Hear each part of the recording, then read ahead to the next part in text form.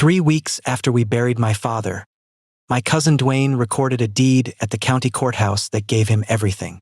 640 acres. The whole home place. Ground my great-grandfather broke in 1911 with a mule and a walking plow. Ground 4 generations of Ledbetters have been born on and buried beside, and it went over to my cousin on 1 page of paper that took him about 90 seconds to file. And the paper was dated 14 months before my father died. And it was signed in my father's hand, Emmett R. Ledbetter, in blue ink, and it was notarized, and it was, to the eye of every single person who looked at it, perfectly good. Stay with me, because I want to tell you what I had when I found out. I had $411 in checking. I had a diesel mechanic's job in the city 200 miles away. I had no lawyer, no money for a lawyer, no idea in this world how you fight a recorded deed, and I had a cousin with a gravel company's attorneys standing behind him, because that ground has sand and gravel under it worth more than the dirt on top of it, and Corbin Aggregates had already put a number in front of Duane that I could not have earned in 9 lifetimes. That is what I had. A $400 checking account against a $100 million hole in the ground. And I had one other thing, and nobody, not Duane, not the gravel company, not their lawyers, not a soul on God's earth, thought about it for 1 single second, because it was worthless. It was sitting in a cardboard box in a barn with mouse droppings on it. It was 61 years of my father writing down the weather. My name is Cal Ledbetter, and I am not a smart man, and I am not a rich one. I fix diesel engines. I want to say that at the front because everybody who tells you a story like this one usually turns out to be somebody, some businessman, somebody with resources, and I was nobody. I was a 52-year-old man in a shop uniform with my first name on the pocket. And the reason I am telling you this is that I have learned something I did not know before, which is that the people who steal from you are counting on a specific thing, and it is not that you are weak. It is that you are poor and tired and 200 miles away, and it will simply cost you more than you have to make them stop. That's the whole game. They are not betting they're right. They are betting you'll quit. And I want to tell you how a man with $411 beat a gravel company, because it turns out the most expensive thing in the world is a dead man who wrote everything down. Let me tell you about the place, because you have to see it or none of the rest of this means anything. 640 acres, which is a section, which is a square mile, and it sits in the bottoms along the river. My great-grandfather Amos Ledbetter came into that country in 1911 with a wife, a mule, and nothing, and he broke that ground and it nearly killed him. And it did kill his first 2 children, both under 3, and they are buried up on the rise at the north end under 2 limestone markers he cut himself, and you can still read them if the light's right. I want to stay on those 2 markers for a second, because everything in this story is standing on them, and I did not understand that until I was about 53 years old. Amos Ledbetter cut those stones himself. That is a thing I have known my whole life, the way you know the color of your own kitchen, and I never once thought about it until this business started. He was not a stone cutter. He was a man with a mule and a plow and no money at all, in a country that had nothing in it yet, and his children died, both of them, inside of about 14 months, and there was no monument man to go to and no money to pay one if there had been. So my great-grandfather went down to the creek and got 2 pieces of limestone, and he sat down and he cut their names into them with a cold chisel by hand. And you can still read them. 113 years of weather, and you can still read them because he cut them deep, and I have thought a great deal about why a man cuts that deep. He cut that deep because he was not planning on leaving. That's why. You do not cut 2 feet of limestone by hand for a place you are going to walk away from in 5 years. He was telling the ground and the weather and God and anybody who came after. We are staying, and this is where, and here is what it cost us. That is the actual deed to that farm. Not the paper at the courthouse. 2 stones on a rise cut by hand by a man who had already paid more for that section than Corbin Aggregates could put in a checkbook. And when I stood in that lane and my cousin told me the ground never knew me, the thing I could not say to him, because I am not a talker and it took me 2 years to find the words, is that he was standing on those babies while he said it. He was going to sell those 2 stones. Not move them, that is what the agreement said. Relocation of any burial features, that's the language. They had a line item for my great-grandfather's children. That is not a metaphor. There are 2 babies in that ground. My grandfather was born in the house in 1919. My father was born in the same room in 1943. I was born in a hospital in 1972 because by then we had one, but I took my first steps in that house and I learned to drive in that lane, and I know that section the way you know your own hands. And the ground is good. That's the thing. It is river bottom, it is the best dirt in the county, and my great-grandfather did not pick it by accident and it took him 20 years to pay for it. That soil is 4 generations of somebody deciding, every single year, not to sell. And underneath it there is gravel. 50, 60 feet of it, which nobody cared about for 100 years and which is now, because there is a whole world being built out there of roads and concrete, worth so much more than the corn that it is not even a comparison. Corbin Aggregates wants that ground so they can strip the topsoil off and dig it into a pit and haul it away by the truckload for 25 years. And when they are done, and I want you to hear this, when they are done there is no farm. There is no putting it back. There is a hole full of water and 100 years of the best soil in the state is gone off in trucks. And the 2 limestone markers up on the rise are either moved or they are underwater. That is what was being sold. Not an asset. Amos Ledbetter's 20 years of payments, my grandfather's whole life, my father's whole life, 2 dead babies under limestone, and the last really good square mile of dirt in that county sold to be a hole. Now let me tell you about my father, and I am going to try to do it right. Emmett Ledbetter was born in that house in 1943, and he died in it in 2024, and in between he farmed that section for 61 years, and he did not do one other thing. He was not a big man in any way the world measures. He never had a new truck. He was on the county fair board for about 30 years and he was a deacon, and that is the entire public record of his life. He was, I will be honest with you, hard. He was not a warm father, he was not a talker. He did not tell me he loved me, and I do not believe he told my mother either, and he had a temper that could take the paint off a barn.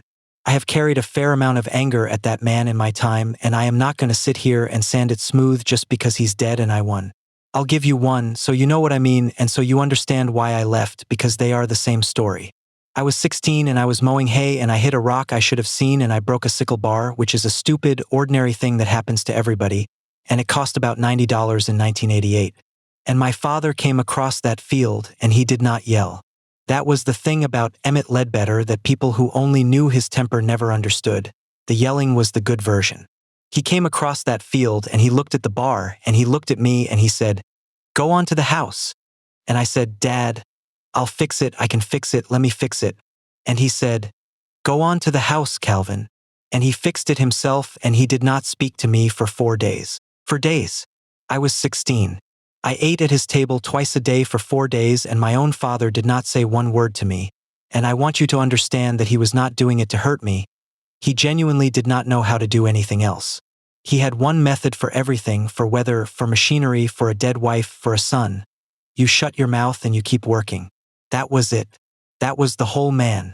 My grandfather did it to him and he did it to me, and if I'd had a boy I would have done it to him, and thank God I never had one. And the day I turned 18 I left, and I have told people my whole life that I left because I wanted engines and the city and a life, and that is about 40% true. The other 60 is that I could not stand another 4 days of silence over a $90 sickle bar.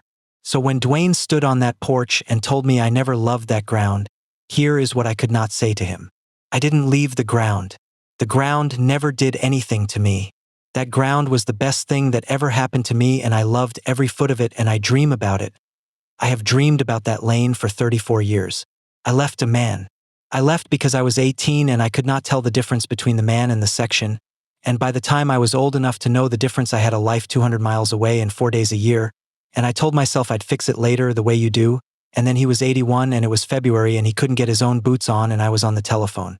Duane thought I was punishing the farm. I was running from my father. And the terrible joke of it is that we were both right and it doesn't matter because the ground doesn't care why you weren't there. Absence is absence. That's the one thing my cousin said in that lane that I have never been able to get out from under. And I never will, and I have made my peace with the fact that he is right and it doesn't change what he did. But here is the thing about my father, and it is the whole story. Every single night of his adult life, my father sat down at the kitchen table before bed and he wrote in the ledger. Not a diary. He would have shot himself before he kept a diary. It was a farm ledger, a plain hardbound book, and he wrote in it every night, and what he wrote was the date, the weather, the temperature, what he did that day, what he spent, what he sold, who worked, what broke, what the river did, when the first frost came, when the hens quit, what a bushel brought. 2 or 3 lines. Sometimes 12 words. Sometimes, on a bad day, 1 word. And then he'd close it and put it on the shelf and go to bed. He started in 1963 when he took over from my grandfather, and he did it the last night of his life. That is not an exaggeration, and I will get to it, because it is the single most important fact in this entire story. 61 years, 22,300 and some nights. He never missed.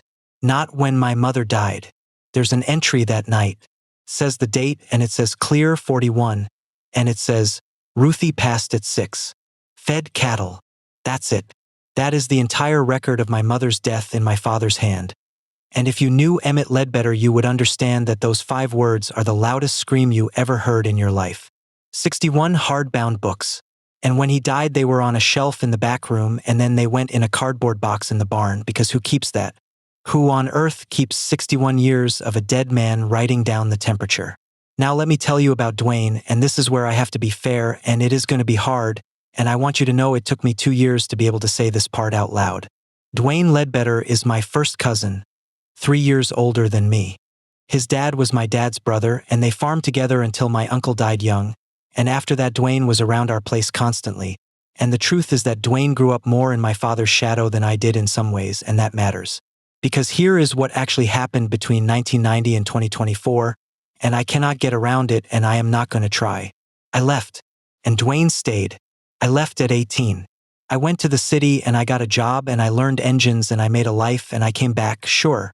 I came back for Christmas and I came back for a week in the summer and I came back when my mother died. For 5 days a year. That's what I gave that ground for 34 years. And Duane stayed. Duane farmed alongside my father for 30 years. And in the last 4 years, when my father got old and then got sick, it was Duane who was there. Duane took him to town. Duane got the crop in when my father couldn't. Duane found him on the shop floor the time he fell, and Duane sat in the hospital, and Duane did the hard, boring, endless, unglamorous work of an old man dying slow, and I did it on the telephone from 200 miles away on Sundays for 11 minutes at a time, and if you want to know why I have never been able to hate my cousin cleanly, that is why. Duane earned something. That is just true. There is no version of this story where that is not true. And my father knew it, and my father was not a fool. And when he made his will, he did not cut Duane out. Before I tell you what was in it, I have to tell you about the funeral, because the funeral is where the whole thing was already sitting in the room and nobody said a word about it. Emmett Ledbetter's funeral was the biggest thing that had happened in that town in years. Standing room.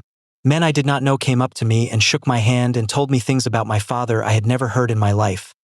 That he had paid a neighbor's seed bill in 1988 and never mentioned it. That he had pulled a man's truck out of the river at 2 in the morning and would not take $1. 40 years of small quiet things that man never told anybody and never wrote down either, because he didn't write down anything that made him look good. He only wrote down the weather. And I stood at the front and shook 200 hands, and every single person in that church knew that I had seen my father 4 days a year, and every one of them was kind about it. And kindness in a county like that is its own kind of verdict. And Duane stood at the back. Not with the family. At the back, by the door, in a suit that did not fit him, and he had done every bit of the actual work of that death. He had found the funeral home, he had picked the casket, he had chosen the hymns because I did not know what my own father's hymns were, I had to be told, and he stood at the back of that church like hired help and I did not notice. I want that on the record. I did not notice. I was the son. I stood at the front and got the handshakes and the "he was so proud of you, Calvin." Which was a lie. Everybody's proud of you at a funeral. And my cousin who had wiped that man's face for 4 years stood by the door with his hat in his hands, and I did not go get him and put him next to me. And it never once crossed my mind, and it should have. That is the day it happened. Not the will reading. Not the deed. That day, in that church, with everybody being kind to the son who called on Sundays while the man who stayed held the door. I have thought 100 times about what would have happened if I had walked back there and taken him by the arm and brought him up front. And I do not know. Maybe nothing. Maybe he was already at the light box in his head by then. But I know I didn't, and I know what he stood there and watched, and I know that 11 days later he sat in a lawyer's office and heard that the ground went to me, and I understand exactly what that room felt like. My father's will left Duane every piece of equipment on that place, which was worth real money, and it left him 80 acres of his own, deeded, the good 80 on the west side, and it left him a third of the cash. That is not nothing. That is a man saying thank you in the only language Emmett Ledbetter ever spoke, which was property. And it left the home place, the section, the house, the rise with the markers on it, to me, because I was his son. That's all. Not because I earned it. Because I was his son and because his father did the same to him and because that is how it had gone for 4 generations and Emmett Ledbetter did not have one original thought about it in his whole life, it was just how it was done. And Duane read that will in a lawyer's office 11 days after the funeral. And he sat there and he learned that 30 years of his life and 4 years of wiping an old man's chin had bought him a third and some tractors, and the boy who left at 18 got the ground. And I want to be honest with you. I understand that. I understand what that did to him. I have sat with it for 2 years and I understand exactly what my cousin felt in that room and I do not think he was wrong to feel it. He was wrong about what he did next.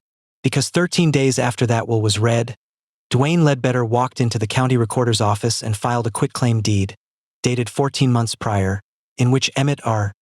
Ledbetter conveyed the entire home place to his nephew Duane, for $1 and love and affection. And a deed beats a will. That is the part people don't understand, and it is the part that nearly killed me. It is not a contest. It is not a tie that a judge breaks. If my father signed that ground over to Duane while he was alive, then when he died, he didn't own it, and a man cannot leave you what he doesn't own. That will became 1 page of nothing the second that deed hit the record. Duane didn't have to fight the will. He didn't have to argue with me or challenge anything or go to any court. He just filed 1 page, and the ground was his, and the burden was on me, the poor cousin 200 miles away in a shop uniform, to prove a negative about a dead man's hand. And 3 weeks later, Corbin Aggregates announced a purchase agreement. I want to tell you about the afternoon I found out what I was actually up against because I think most people listening to this have no idea, the same as I had no idea.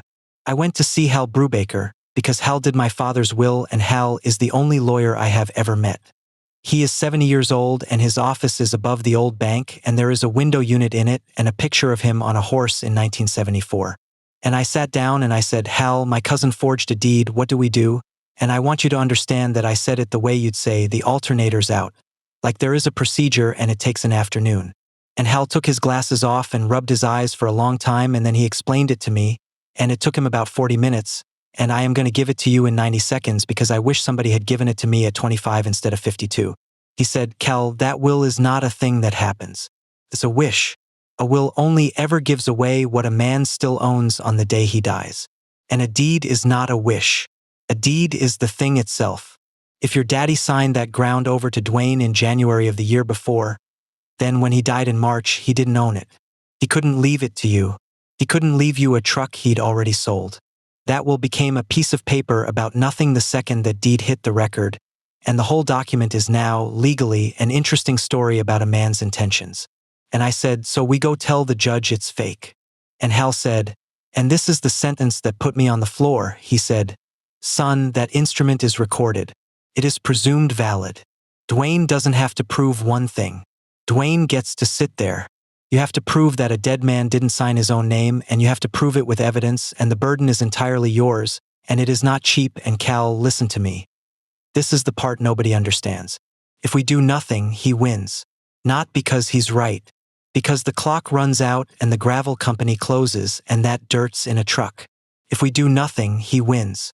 That's what a forged deed is. It isn't a lie you have to defeat.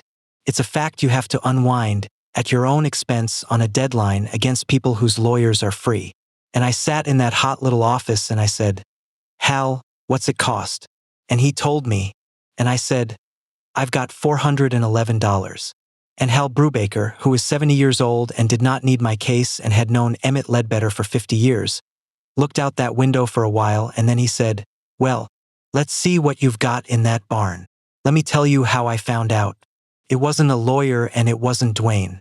It was a woman named Marla Kovac who has worked the counter at the county recorder's office for 31 years and who was in my mother's Sunday school class in 1968. And Marla called my cell phone on a Tuesday while I had my head under a truck. And she said, Calvin, are you sitting down? And I said no. And she said, then sit down, honey. That's how 113 years ends. A woman at a counter calls you at work. And I want to tell you about Marla, because she is the reason I am not a man telling you a story about a hole in the ground. Marla Kovac had no business calling me. I want to be clear about that.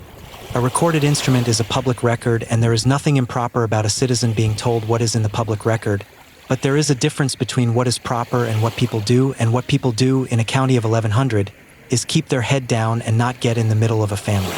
Everybody in that courthouse knew what that filing was. Everybody. Marla told me later that when Duane laid that deed on her counter, the woman 2 chairs down looked at her and neither of them said anything, and Marla took it and stamped it and filed it, because that is her job, that is exactly her job. A recorder does not judge instruments, she records them.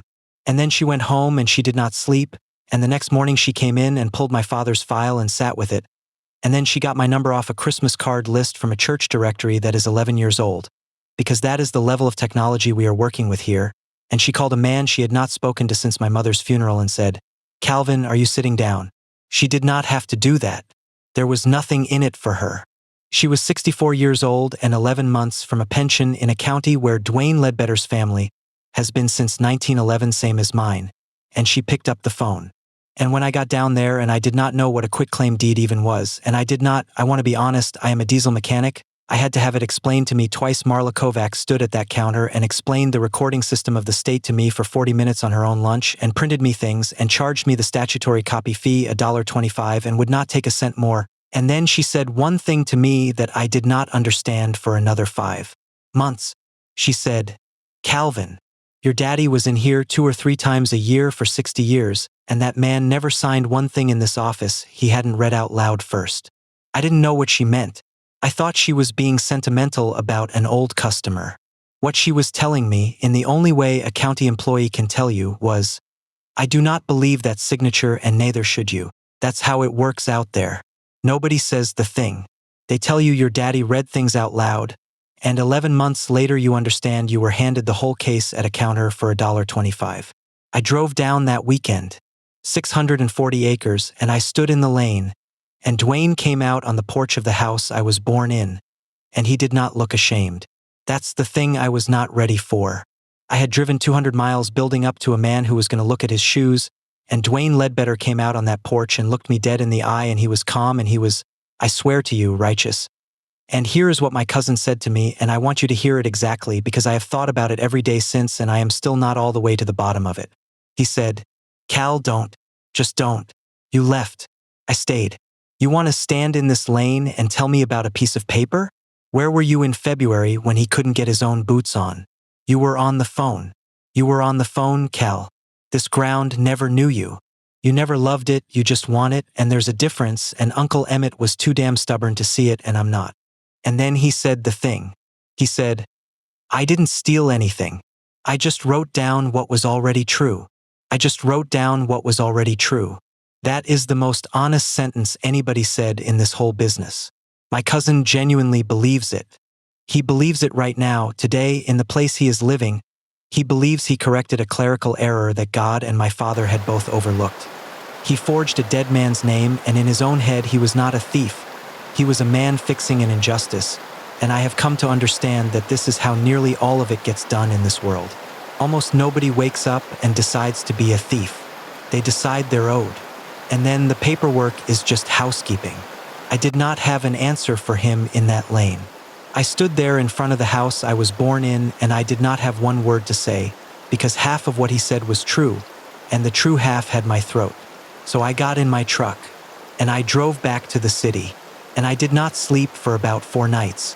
I want to tell you what those 4 nights were, because they are the reason I understand how these things actually end, which is not in a courtroom. I did not spend them plotting.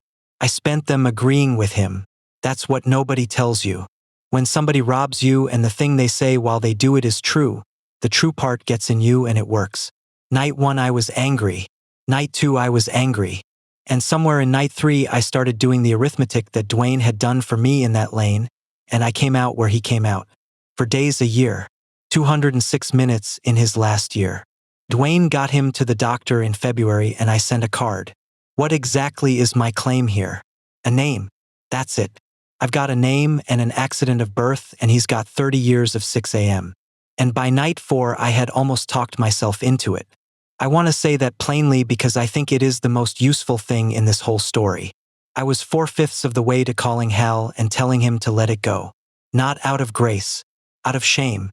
because my cousin had found the one true thing about me and put it in my hands and said, "Here, hold this," and it was so heavy I could not hold anything else, including the fact that he had forged a dead man's name. That is how it is supposed to work. That's the design. It is not an accident that the first thing Duane said to me in that lane was, "Where were you in February?" He wasn't defending himself, he was aiming. A man who is only stealing from you tells you a lie. A man who is stealing from you and needs to keep on being a good man in his own head tells you the truest thing he knows about you. And it doesn't matter that it's true, that's not what it's for. It's for making you sit down. And I damn near sat down. And then on the fifth night at 2 in the morning I sat straight up in bed. And it was not courage and it was not righteousness. It was that I remembered a box in a barn, and I understood all at once that there was a witness. That there had been a witness in that kitchen every single night for 61 years, and that the witness did not care about February and did not care about my 206 minutes and could not be made to sit down and be ashamed, because the witness was a dead man's handwriting and it had never had an opinion about anything in its life. That's what saved me. Not being right. Having a witness who couldn't be shamed. And then, on the fifth night at about 2 in the morning, I sat straight up in bed. Because I had remembered something. I had remembered that my father wrote everything down. Let me tell you about getting the box, because it is the closest I have ever come to being too late. I drove down at 5 the next morning and I did not go to the house because the house was Duane's now, or the courthouse said it was, and I want you to understand what that does to a man. To pull up at the end of a lane you learn to ride a bike in and understand that you cannot walk up it. But the barn, the old barn, the one my grandfather built in 1948, is not on the section. It sits across the township road on 11 acres my father bought in 1981, and that 11 acres was in the will and it was mine free and clear, and Duane, who thought of that barn as a place where junk went to die, had never once thought about it. And that box was in that barn. 61 hardbound books in a cardboard box that said Hams on the side, on a shelf under a saddle blanket with mouse droppings on the lid, 3 feet from a hole in the roof that had been leaking for 6 years. 6 inches to the left and the rain would have had them and I would not be talking to you. I sat down on the floor of that barn at 6 in the morning and I opened the top one and it was 2024, and I turned to the last page with writing on it, and it was March the 9th, the night before he died, and it said, in handwriting I could barely read, it said, "Cold, 28. Duane fed. Sat in the chair. Bad day. Bad day." 2 words. My father wrote "bad day" 1 time in 61 years, and it was the last thing he ever wrote, and he died the next morning. I sat on that floor and cried for the first time since the funeral. Not in the church. Not at the grave. On a barn floor with a box of ledgers. And then, after a while, I wiped my face, and I looked at that handwriting again. And I stopped crying, and I went very cold, and I want to try to explain what I saw because I did not know one thing about forgery. I am a diesel mechanic, but I had spent 52 years looking at my father's handwriting on the backs of checks and on notes on the kitchen table, and I looked at that last page and I understood something all at once, the way you understand a knock in an engine. My father's hand was gone. Not bad. Gone. The last 2 years of those books are barely handwriting at all. He had arthritis in that right hand for 20 years, and by the end it was so bad he could not close it, and he'd broken that wrist twice, once in 1979 and once in about 2011, and the last book is a spider crawl. It slants wrong. The letters do not close.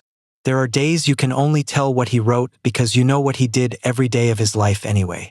And the deed my cousin filed, dated 14 months before that page, was signed Emmett R. Ledbetter in a beautiful, firm, clean, looping hand. It was a perfect signature. It was the signature of a 50-year-old man. And I sat on that barn floor and I said, out loud, to nobody, "You cheated." Now here is where I have to tell you what I actually had. And it took a professional to explain it to me, and when she did I nearly went through the roof of her office. Because I did not have my dad's writing looked different. That's nothing. That's an opinion. Any lawyer in this world will stand up and say the old man had a good day. The old man braced his hand, he was on medication, he was having a rare clear morning, and a jury shrugs and you lose your farm. What I had was 61 years of dated, daily, contemporaneous, third-party verifiable samples of one man's handwriting, written by his own hand every single night, without a gap, through his whole decline. Do you understand what that is? Her name is Dr. Yvonne Cardoza, and she is a forensic document examiner, and I found her by calling 6 of them and being told 6 times what it would cost.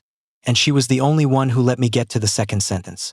And I drove that box to her office and I put it on her desk and I said, "I've got $400 and a truck. I know that's nothing. Just look." And she opened one and then another and then she sat down slowly and she said a thing I will remember when I am dying. She said, "Mr. Ledbetter, do you know what you've brought me?" And I said, "No, ma'am."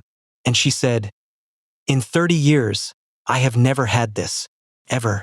Do you understand that most of my work is 4 signatures on 4 checks from 3 different years and I have to give an opinion? You have brought me a daily, dated, uninterrupted record of the deterioration of a single human hand across 6 decades. I can tell you what this man's hand could physically do in any given month of his life. I can chart it. Nobody has this. Nobody's father does this. Nobody's father does this." And then I had to tell her I couldn't pay her. I want to put this part in because everybody who tells one of these stories skips it, and it is the actual reason most people lose. I sat in that woman's office with the best evidence she had seen in 30 years sitting on her desk in a beer box, and I had to say, out loud to a professional, "Ma'am, I've got $400, and she told me what the work costs. It is not a scandal, it is what it costs. It is her expertise and her time and her testimony, and it is thousands and thousands of dollars." And she said it kindly and she did not apologize for it, and she should not have. And I sat there and did the arithmetic of my whole life in about 4 seconds. 52 years old. No savings to speak of. A truck with 210,000 miles on it. And a square mile of the best dirt in the state, worth more money than I can conceive of, sitting 60 feet above a gravel deposit, that I was going to lose because I could not come up with a number that Duane's lawyers spend on lunch. That's the actual mechanism. It isn't that the law is against you. The law was completely on my side, the law was perfect, the law is beautiful, and it costs money to make it stand up, and if you do not have that money then the law is a poem. Duane did not have to be right. He just had to be more expensive than I could afford, and Corbin Aggregates was paying his freight, so his lawyers were free and mine were going to cost me everything I had. I sold the truck. I want to say that plainly. I sold my truck and I bought a 19-year-old car for $1,100 and I drove that thing to work for 2 years. And I borrowed against my tools, which is the single most humiliating thing a mechanic can do, and I would ask you not to judge me for it. And Hal Brubaker took 1/3 of his rate. And Dr. Cardoza, and I did not ask her, I want to be very clear, I never asked her, I did not have the standing to ask anybody for anything. Dr. Cardoza took about 1/3 of hers and she never once said why. She told me why 2 years later, after it was all over. She said, "Mr. Ledbetter, in 30 years I have testified in maybe 400 matters, and nearly every one of them was 2 wealthy parties arguing about money. You brought me 61 years of a man writing down the temperature. I would have paid you. So I did not beat a gravel company because I was clever. Let's be honest about it. I beat a gravel company because a county recorder called me on her lunch break, and an old lawyer cut his rate for a dead man he liked, and an expert witness decided she wanted to see it through, and because I sold my truck. For people and a box. That is the entire army. And if any one of those 4 had made the ordinary, sensible, self-interested choice, and every one of them was perfectly entitled to, then that section is a pit right now and my great-grandfather's babies are a line item in a relocation plan. And then she found the other thing, the thing that ended it, and I want to tell you about it because it is the most beautiful thing I have ever heard. She got the deed, the actual filed instrument, from the recorder. And she looked at that clean, perfect signature. And then she went hunting through the old paperwork I'd brought out of my father's desk. And she found a grain contract from 1994. And I have to stop and tell you about that contract because of all the 1,000 things in this story, this is the one I cannot get over. 1994 was the year my father nearly lost the farm. I did not know that at the time. I was 22 and gone. He had 2 bad years back to back and he had to sell grain forward at a price that made him sick to keep the operating note alive, and that contract, that specific piece of paper, the one Duane traced, is the single worst deal Emmett Ledbetter ever made in his life. It is the one he signed with a bank man standing over him. And the ledger from that spring is 4 lines a night of a man doing arithmetic in the dark, and the entry the day he signed it says, and I have it in front of me, it says, "Sign the contract. 58 and clear. Bad business. Held the place. Held the place." He kept that contract for 30 years. In the desk, which I did not understand until Dr. Cardoza put it in my hand. And then I did, because I am his son and I know exactly why. He kept it to look at. He kept the worst thing he ever signed in the top drawer of his desk for 30 years, the same way a man keeps a scar. And that is the document my cousin traced. Do you see it? The one signature in that whole house that my father put on paper to save that ground. The one he wrote with a bankman standing over him and a pen he probably hated on the morning he held the place for the next generation. That is the one Duane copied to take it away. Duane didn't know. I want to be fair. He picked it because it was clean and old and the signature was good, and he had no idea what it was because my father never told him, because my father never told anybody anything, because the only place that man ever said a true word was in a book about the weather. But it's in there. It's all in there. He wrote it down and then he put the contract in a drawer, and 30 years later his nephew traced it and his son found the book, and the whole thing closed like a hand. And she put them side by side and she called me. They matched. They matched perfectly. Not similar. Not consistent with. Every loop, every angle, every proportion, the exact same length, the exact same slant. And then she showed me the thing.in, the 1994 signature. In the top loop of the capital E there is a tiny gap. About the width of a hair. My father's pen skipped. The ink ran dry for a quarter of a second in 1994 and left a little white break in the line. And it means nothing. It's just a bad pen on a cold morning 30 years ago. That same gap is in the deed. The exact same gap. Same place. Same size. In a signature supposedly made 30 years later with a different pen. And Dr. Cardoza said, "Mr. Ledbetter, a human being cannot sign their name the same way twice. It is physically impossible. Your own signature varies every single time you write it. That is what makes it yours. The only way to get two identical signatures is to copy one. And nobody accidentally reproduces a pen skip. He traced it. My cousin sat at my father's kitchen table with a 1994 grain contract and a light box or a window, and he traced my father's name. And he traced it so carefully, so perfectly, so well, and the care is what hung him. If he had just scrawled something sloppy with his offhand, it would have been harder. But Duane wanted it perfect because Duane wanted it to be right, because in his head he was not forging, he was correcting, and a man correcting an injustice makes it beautiful. The signature was too good. That's it. That's the whole case. 40 acres a year for 113 years, and it came down to a man being too careful. If you have listened this far, let me stop and ask you the thing I could not get past. And I want a real answer from you because I have never settled it and I have had 2 years. Duane stayed. I left. He fed that man and got his boots on and sat in that hospital, and I did it on the telephone. So tell me honestly, did my cousin earn that ground? Not legally. I know what the law says. I found out what the law says.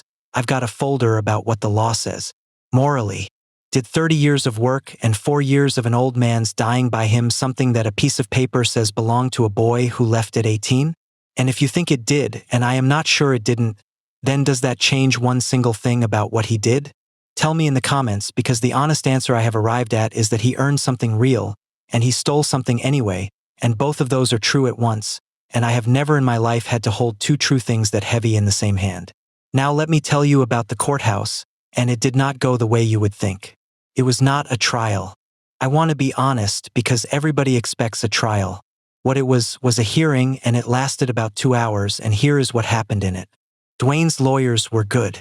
They were from the city and Corbin Aggregates was paying for them, and they were extremely good, and they had a plan, and the plan was exactly what Dr. Cardoza told me it would be.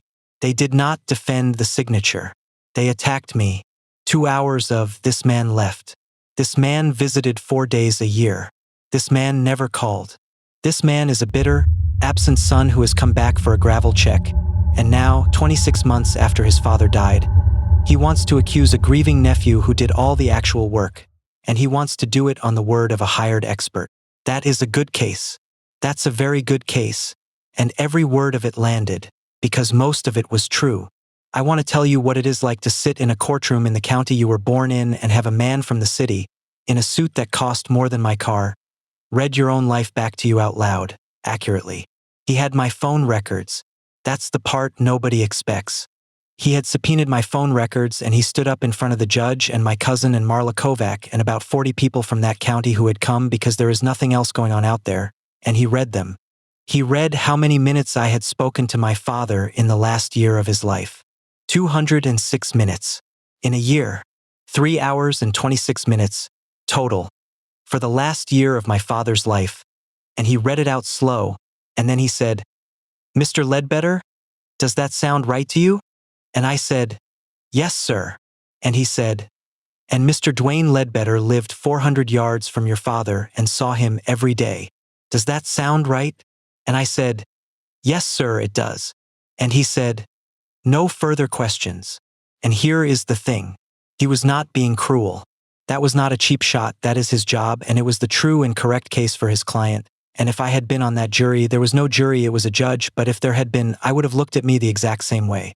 I sat in that chair and let a stranger prove on the record in front of my whole county that I was a bad son. And it was all correct. Every number.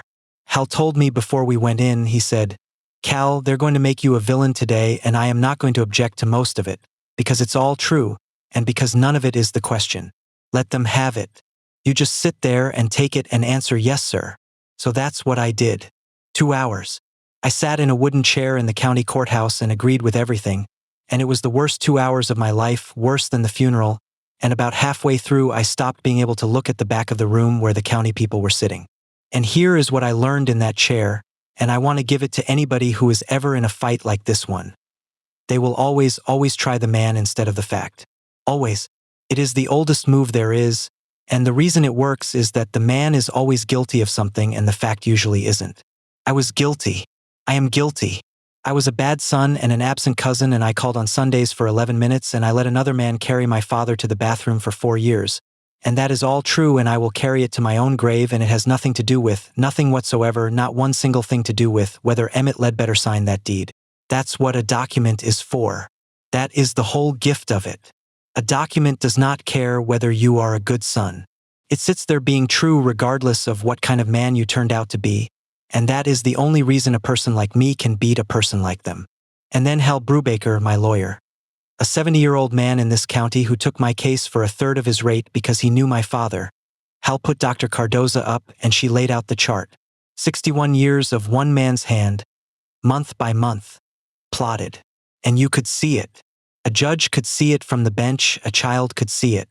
And she showed where the deed's date fell on that chart, and she showed what my father's hand was doing that month in his own book on his own table that same week. A spider crawl that could barely make a D, and then she put the deed up next to it. That firm, beautiful signature. And then she put up the 1994 contract and she showed him the gap. And the room went quiet in a particular way that I had never heard before and have not heard since. Because there is nothing to say. There's no argument. The lawyers from the city could take me apart all day long, and they did, but they could not make a human being sign his name identically twice 30 years apart, and everybody in that room, including them, knew it inside of 90 seconds. The deed was voided. The ground came back into the estate, and the will did what my father meant it to do. And then the county attorney, who had been sitting in the back of that room for the whole 2 hours because Marla Kovac had made sure somebody told him what was coming, stood up in the hallway afterward and told my cousin that they would be in touch. Because forging a deed is not a family disagreement. It is a felony. It is several. And I did not do that. I want to say that clearly. I did not go to the county attorney. I never asked for that and I never wanted it, and it was completely out of my hands the second Dr. Cardoza put that chart on an easel in a public courtroom, because a public record of a forged public instrument is not a thing a county attorney gets to ignore. Let me tell you what I did about that, and then I'll tell you the end. I went and saw him. Before it went any further, I went and saw Duane at his house, and it was the hardest thing I have ever done in my life, and it took me 3 days to make myself drive out there. And he was not righteous anymore. That was over. He sat at his kitchen table, and he was 55, and he looked 80, and he could not look at me, and he said, "Are you here to enjoy it?"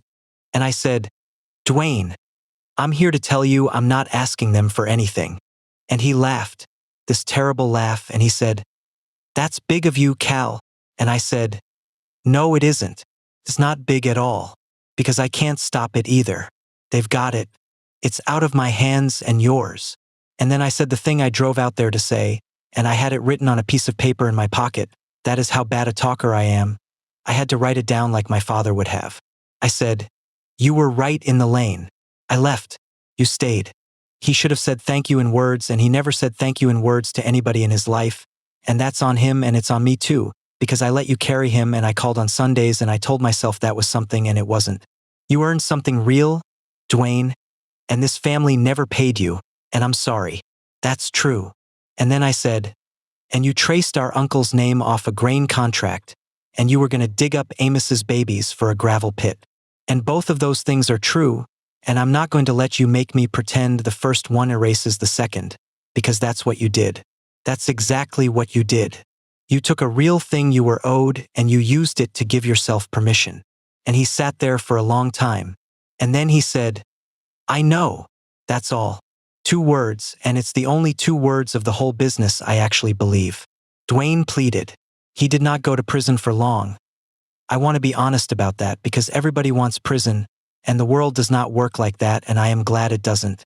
But he is a convicted felon at 55 in a county where his family has farmed for 113 years, and he will be that at the co-op and at the fair board and in the church he was raised in until the day he dies. And if you think that is getting off easy, then you have never lived in a town of 1,100 people.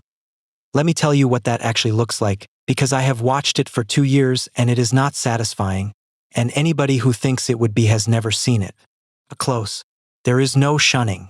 Nobody spits on him. It is a small town and small towns do not work that way. Small towns are unbelievably polite and that is the punishment. Everybody is polite to Duane Ledbetter now. Everybody says good morning. Nobody asks him to look at their header. Nobody calls him at 10 at night when a cow's down, and Duane Ledbetter was the man you called at 10 at night when a cow was down. For 30 years, that was who he was in that county, that was his whole standing in this world, and now they call somebody else and they are extremely pleasant to him at the co-op. He goes to the same church, same pew. Nobody moved. And the fair board did not throw him off. His term just ended and nobody asked him to stand again, and everybody was very nice about it. That's it. That's the sentence. 113 years of a name in a county, and now when a Ledbetter walks into the co-op, it goes quiet for about a second and a half, and then everybody is very, very kind. And he did it to himself, and I did not do it to him, and I would not undo it if I could, because he traced a dead man's name, and there has to be a price for that or none of it means anything. But I want to say this, and then I'll leave it. My cousin was not a bad man. I have said it 3 times now because it is the truest and most uncomfortable thing I know. Duane Ledbetter fed my father for 4 years and got him to the doctor and found him on the shop floor and sat in that hospital, and he did all of it for nothing, and he never once asked me for a dime or a thank you. That man's better than me. In every ordinary day-to-day way that a man is measured, my cousin is a better man than I am and always was. And they put a number in front of him that was bigger than his whole life, and he had a grievance that was real and true and that this family had earned him fair and square, and the 2 of those things met in his kitchen at some point in the night, and he went and got the light box. That's all it takes. A real grievance and a big enough number. That's the recipe, and there is not one person listening to this who is immune to it, including me, and the only reason I have never traced anybody's name is that nobody ever put $100 million and a real injustice on my kitchen table at the same time. Corbin Aggregates walked away in about 4 days. They were never going to be in a room with a forged instrument. They didn't care about the family. They cared about title. And here is what I did with the ground, and it is the only decision in my life I am completely at peace with. Cannot farm. Let's be honest. I am a 52-year-old diesel mechanic, and I have not put a crop in since I was 17, and I would have ruined that place in 3 years trying. And I could have sold it. Not to Corbin. I would have burned it first, but to a neighbor or to one of those farmland funds, and I would have been, for the first time in my life, a man with money. I put the whole section under a permanent conservation easement instead, which means, in plain English, it is farm ground forever. No gravel. Not by me, not by my kids, not by anybody in 100 years. Nobody can ever dig it. And I want you to understand what that costs because it is the whole point. It took about 80% of the value of that land off it in one afternoon. I made my own inheritance worth a fraction of what it was worth the day before on purpose with a pen, and it is the proudest thing I have ever done. I want to tell you about signing it because it happened at the same counter. I did it at the recorder's office. I could have done it anywhere, in a lawyer's office in the city with coffee, but I drove down and I did it at that counter, and Marla Kovac took the instrument and read it, and she is a professional and she does not editorialize, and she read that instrument and then she took her glasses off and looked at me for a second, and then she stamped it and filed it and said, $1.25 for your copy, Calvin. and I gave her $1.25. The same counter. That is where 113 years got stolen, and that is where I nailed it down forever. And the difference between the two pieces of paper was not lawyers and it was not money, it was that mine was true. Now, I want to be honest about how that went over out there, because people are going to think I got a parade. I did not get a parade. A lot of people in that county think I am a fool. There is real money in that gravel, and there are farmers out there hanging on by their fingernails who look at a man who took 80% off his own land on purpose and they think, that boy has never had to make a payment in his life.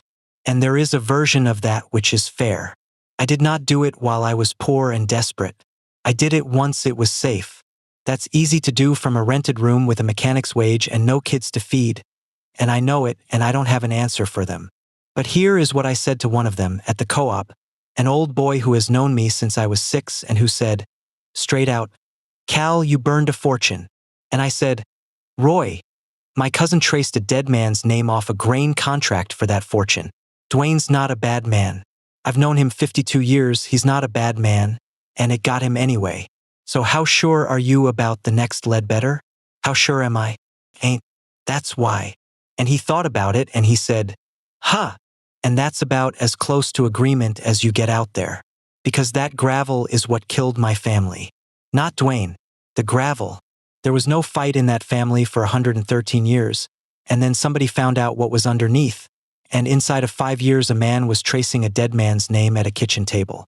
That number was a loaded gun sitting on our kitchen table for 4 generations and nobody knew it was there. So I unloaded it. Now there is nothing under that dirt worth stealing, and no Ledbetter will ever again be tempted the way my cousin was. And if you ask me what an inheritance actually is, it isn't the money. It's making sure the people who come after you never have to find out what they do for it. And then I leased the ground to a 26-year-old who farms it now on shares and who is doing a better job than my father did in his last 10 years. His name is Wyatt. Wyatt Ledbetter. He's Duane's boy. I want to tell you about that because it is not a nice gesture and I am not a saint and it is the most selfish thing I did. Wyatt came to me on his own, about 2 months after his father pleaded, 26 years old, and he stood in my lane with his hat in his hands. The same lane, the same porch, and he said, "Mr. Cal, I know I got no right to ask you anything ever again." And I said, "Wyatt, you didn't do it." And he said, "He's my dad, and that boy loves that ground. He has loved it since he could walk. He is the only one left of us who does, and he was going to have to watch his own father dig it into a pit, and he had told his father exactly that out loud in that house 8 months before any of this. I know because Wyatt told me and because Duane, to his credit, confirmed it and his father did it anyway. So I leased it to him. Because I am 52 and I have no children and in 20 years that ground needs somebody. And because the only thing that has ever mattered about that section is that a Ledbetter is standing on it in the morning, and I am a diesel mechanic in a city 200 miles away and Wyatt is out there right now at 6 a.m., and the ground does not care which one of us was wronged. There is one more thing about Wyatt and then I'm done with him. The first spring he had it, I drove down on a Saturday to look at the bottoms and he was out there and I stood at the end of the field for a while and watched him work and he did not know I was there and he was doing a thing his grandfather used to do. He got down off the tractor at the end of a pass and squatted and put his hand in the dirt and just held it there for a second like he was taking a pulse and then he got back up. I never taught him that. My father never taught him that. Duane taught him that and my father taught Duane it and my great-grandfather Amos taught it to my grandfather in about 1925. And it came down through the one branch of this family that stayed, and it skipped me entirely, and there it was in the middle of my field in the hands of the son of the man who tried to steal it. That is what I mean about the ground not caring. Everything that actually matters about that section, how to read the bottoms after a wet fall, which quarter goes first, where you don't drive in April, all of it 113 years of a family's knowledge. None of that is in the deed. None of it. It is not in a single document in that courthouse. It lives in one man at a time, and the only way it gets from one to the next is somebody standing in a field for 30 years with somebody else. Duane has it. I don't. Wyatt's got it now because Duane gave it to him. So my cousin, who forged our name, is the reason that ground is being farmed right, and I, who saved it, would have killed it inside of 3 years, and I want somebody to explain to me how a man is supposed to hold all of that at once because I have had 2 years and I can't. And when I gave Wyatt the lease, I gave him the box. All 61. I had them scanned first, every page, for $1,000 I did not have because I am not a fool twice. But the books went out there to that house where they were written. And I told him what I'll tell you. Read them. Take 20 years. And when you're old and your hand's gone, they'll have your grandfather's hand and mine, because I started one. That's the other thing. I started one the night after the hearing, and I have written in it every night since, in a rented room in a city 200 miles from that dirt, and it is mostly the weather in a parking lot, and I do not care. I'll be honest about why. It isn't sentiment. I've got no children. Nobody's gonna need my ledger to prove anything. I do it because for 52 years my father sat at that table and wrote 4 words a night, and I thought it was the smallest thing a man could do with his life, and it turned out to be the biggest. And it turned out he was the only man in this family who ever left anything behind that couldn't be traced, bought, or dug up. And I'd like to be that. That's all. At 54, that's the whole ambition I've got left. And this is the true reason, and it took me a year to admit it, because I have read those ledgers now. All 61. Cover to cover, over 2 years, in the evenings, and I want to tell you what that was like before I tell you what was in them, because it changed me more than winning did. I read them in order. 1 a week, roughly, in a rented room in the city after work with the television off. And for the first while, it is nothing. It is genuinely nothing. It is a man writing clear 62. Cut the West 40. Duane helped. Hogs 41.20. Page after page after page. There were nights I thought I was losing my mind, that I had sold my truck over a box of weather reports. And then somewhere in about 1994 something happens to you. I cannot explain it right, and I have tried. You start to hear him. Not what he says. He never says anything. That's the point. 61 years, and the man never once writes down a feeling. But the shape of it. You can see him deciding not to buy a combine in 1997 and buying one in 1999, and you know exactly why, because you were there. You can watch him take on Duane, a 9-year-old kid whose daddy just died, one line at a time. Duane helped in 1978, and then Duane and I got the pump in 1985, and then, by 2003, fixed the header, saved me $400. And you can hear my father, who never praised a living soul, saying that in ink to nobody. And you can watch him get old. That is the part that took me apart. Because it is not a story, it is a graph. You watch the entries get shorter. You watch worked the bottoms all day, turn into worked till noon, turn into Duane did the bottoms. You watch him hand over that section 1 line at a time over 4 years, and never once mention it, never once complain, never once write a word about what it cost him to sit in a chair and watch another man do his work. He just writes, Duane fed, Duane fed, Duane fed. That man's whole interior life is in those books, and there is not one adjective in any of them. And I want to tell you the entry that finished me. It is not my mother's. It is not the last one. It is October of 2016, and it says, Rain 1.1. Nothing done. Calvin called. Nothing done. Calvin called. And I sat in that rented room and understood that that was a good day. That my father, on a wet October day when he could not work, wrote down that his son called in the same book, in the same hand, in the same 4 words he used for the weather and the hogs, because that was the only way that man had of saying anything at all. And he had been saying it for 34 years, 109 times, and I never knew, because he never once said it out loud, and because I never once picked up that book while he was alive to see whether I was in it. I was in it. That's the thing. All that time. I was in it 109 times. Duane's name is in those books over 2,000 times. 2,000. From 1978, when he was 9 years old, to the last page. Duane helped hay. Duane got the pump. Fixed the header, saved me $400. Duane fed, Duane fed, Duane fed, and my name is in there too. And I counted, because I am my father's son and we count things. Between 1990 and 2024, my name appears in those books 109 times, and about 80 of them say some version of Calvin called. Calvin called. That is the record. That's the actual, contemporaneous, dated, third-party record of who loved that farm, kept in the hand of the only witness who mattered, and it says in ink for 34 years that Duane was there and I called. I won that farm with a box of books that also happened to be the complete and permanent proof that my cousin was right about me. My father never knew he was writing any of it. That's the thing. He was just writing down the weather. My name is Cal Ledbetter, and here is what I need you to take out of this, and then I'll let you go. Write it down. That's it. That's all I've got. It is not clever, and there is no strategy in it. Whatever you have, whatever you love, whatever might one day come to somebody arguing about it after you're gone. Write it down, plain, every day, dated, in your own hand, in a book on a shelf. Not because you're building a case. My father was not building a case. My father would have laughed himself sick at the idea. He was writing down the temperature because his father wrote down the temperature. But here is what I know now that I did not know before. A lie is always a single page. Always. Every lie in this world is one document, one story, one afternoon at a kitchen table. And the only thing on God's earth that beats a good lie is a boring true record that is longer than the lie is. They can forge a page. Nobody can forge 61 years. Nobody can go back and invent 22,000 nights of a man being too tired to write more than 4 words about the death of his wife. It is not possible. It is the one thing money cannot buy, lawyers cannot break, and a very careful man at a lightbox cannot copy.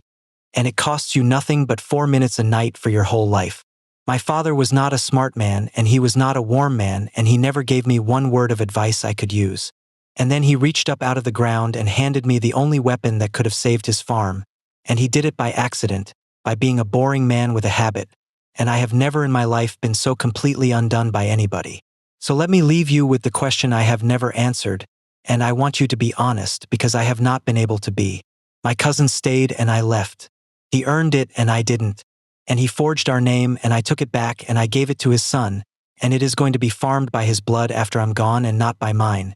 And I do not know to this day whether that makes me a good man or just a man who found a box in a barn. Tell me in the comments what you think Duane deserved. Because he was right about me and he was right about the ground never knowing me, and none of that gave him the right to trace a dead man's name. And I am still not sure I would have been any better if it had been me feeding him in February and my cousin on the telephone. 640 acres, 4 generations, 2 babies under limestone.